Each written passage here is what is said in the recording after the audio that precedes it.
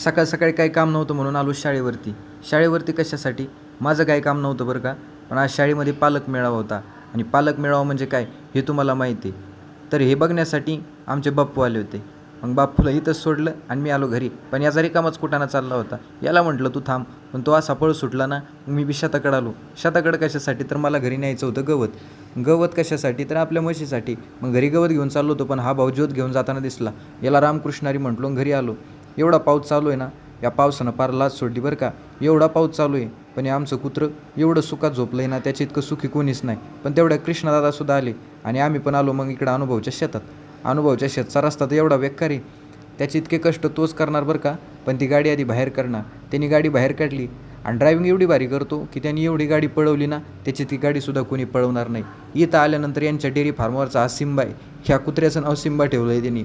मग काय, आपले ब्लॉग जर आवडत असली तर तेवढं फॉलो पण करून घ्या बरं का.